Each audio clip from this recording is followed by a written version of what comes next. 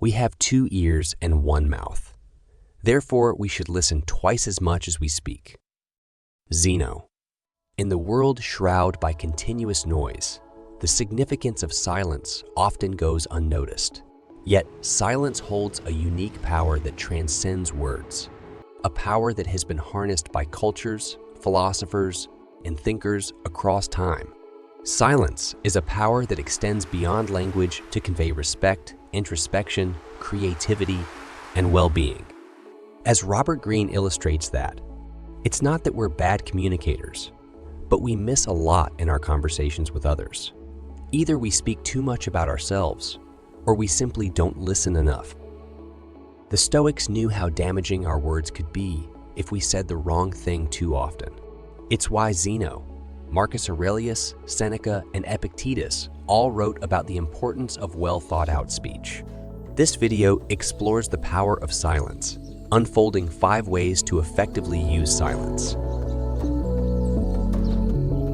1. Shut up and listen. Imagine a person you care about comes to you for advice. They explain their troubles to you and how frustrated they are. Immediately, you begin dissecting their problem. You tell them they need to do this, and they have to do that. Otherwise, all of their troubles will persist. But unfortunately, you failed to realize that they never asked for your advice, only for your ear. Sometimes, people just need us to listen. But we interpret their silence or frustration as an invitation to jump in and save the day.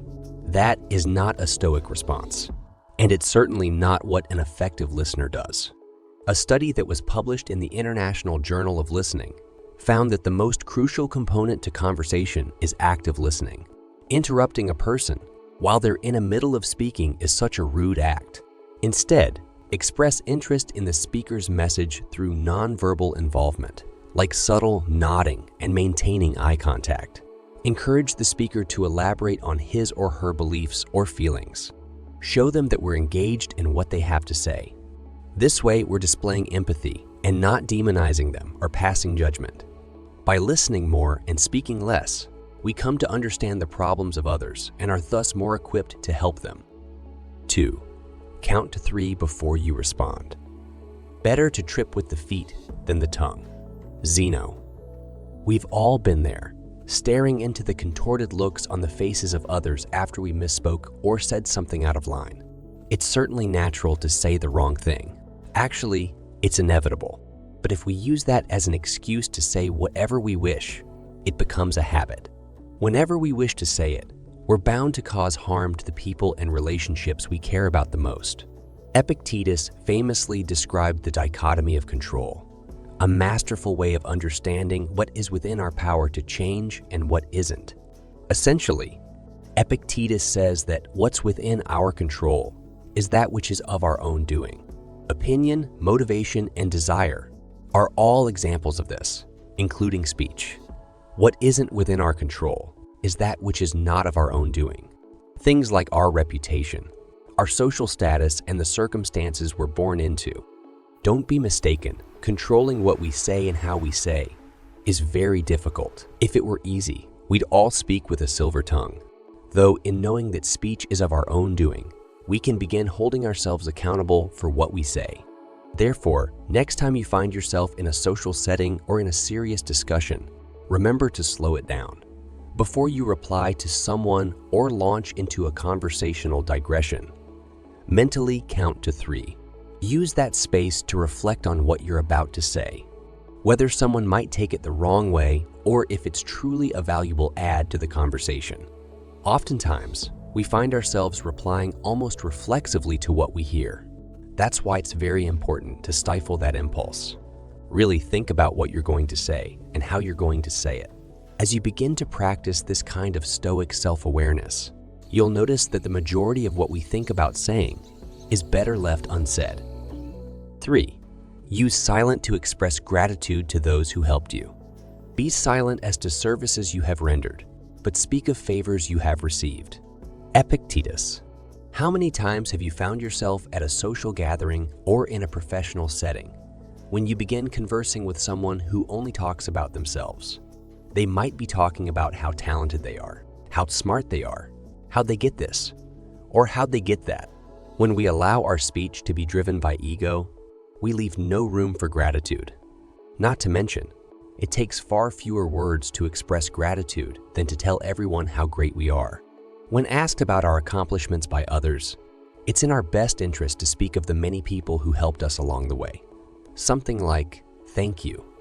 I have great mentors," or "I wouldn't be here without the help of the Lord," is a far shorter and more meaningful response than a 20-minute monologue. Stoicism teaches us to take a bird's-eye view of our lives so that we can be as objective as possible in identifying our faults and see the people who helped us along the way. As Stoics, we have to do the same in the conversations we have with others. Are you giving credit where credit is due?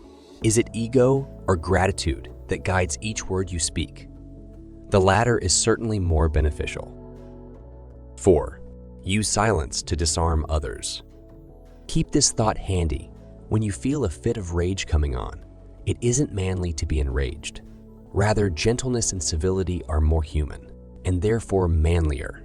A real man doesn't give way to anger and discontent, and such a person has strength, courage, and endurance.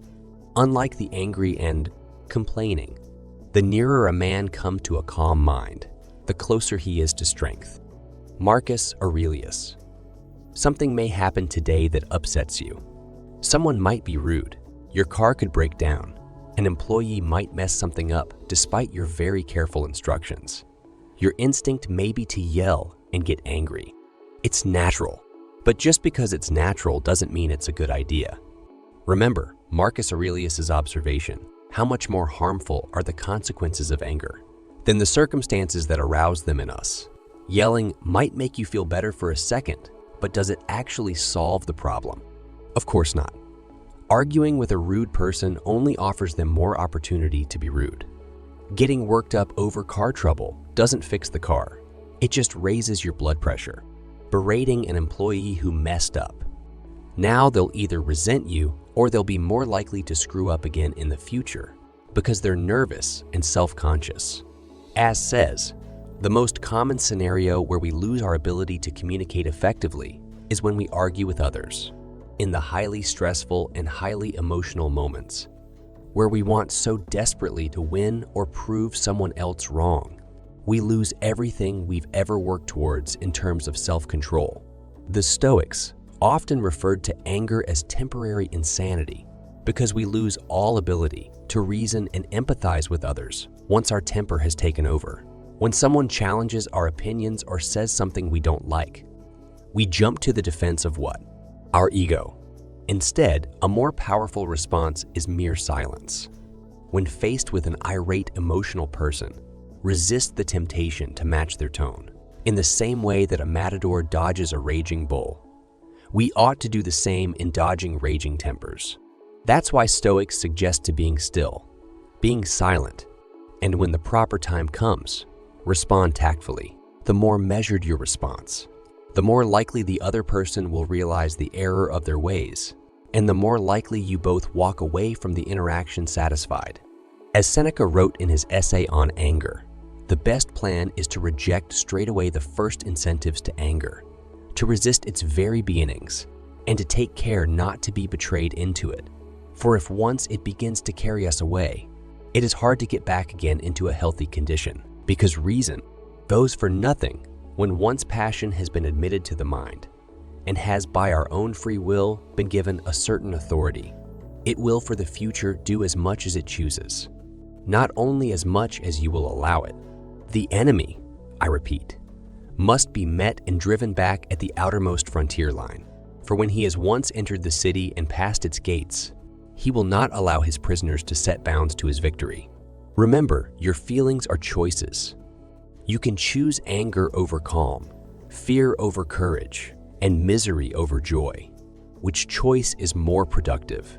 Which punishes the chooser and which punishes the circumstance? Circumstances do not change as a result of how angry you get at them. Circumstances change on how you respond at it. 5. Forget small talk. Aim to be meaningful. There's a great deal of criticism thrown at people who are quiet. We judge and label them because they refuse to or have yet to label themselves. But in reality, silence is better than wasted speech. If you knew the exact number of breaths you had left before your time was up, would you waste it on a comment regarding the weather or some other trivial matter? So why do you speak so much? Is it because you want people to know how smart you are? You want to be heard. Yet odds are a good portion of the time you end up looking like an idiot. This timeless truth is captured in a quote that's been attributed to both Mark Twain and Abraham Lincoln, and many others. That stated, better to remain silent and be thought a fool than to open your mouth and remove all doubt. Part of what Stoicism teaches us is that we should control what is under our control. If the things we ought to say is not important, then refrain from talking. How people see you is not what they see, but whether or not you open your mouth is. Consider staying quiet, as Epictetus put it. Be silent for the most part, or if you speak, say only what is necessary and in a few words. Talk, but rarely. If occasion calls you, but do not talk of ordinary things, of gladiators or horses, races or athletes, or of meats or drinks. These are topics that arise everywhere. But above all, do not talk about men in blame or compliment or comparison. If you can, turn the conversation of your company by your talk to some fitting subject.